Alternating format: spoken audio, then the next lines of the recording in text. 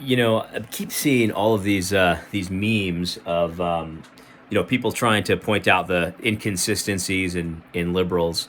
Like on the one hand, they don't want anyone having an AR-15 in the United States, but on the other hand, they can't wait for all the Ukrainian civilians to get guns so that they can defend their homeland and all of that kind of stuff.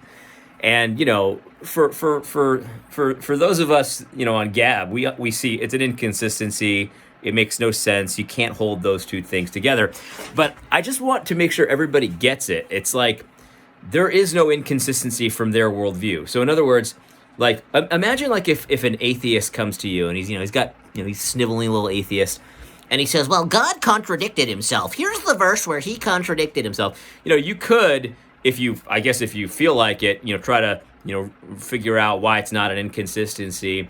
But what I normally just ignore it because as a presupposition, I believe God cannot lie, and he can't deny himself, and he doesn't contradict himself.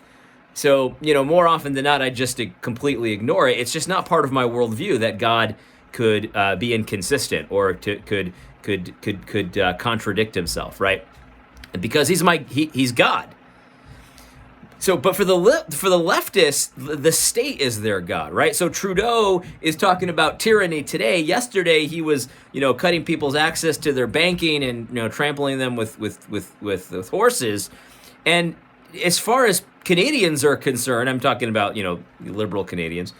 Their God has spoken, and they don't even consider that it could be an inconsistency. So, like, their worldview has the state as the highest authority. So whatever the state is saying, even if it's obvious contradiction, it doesn't even enter their worldview, because their state is their God, and he cannot lie.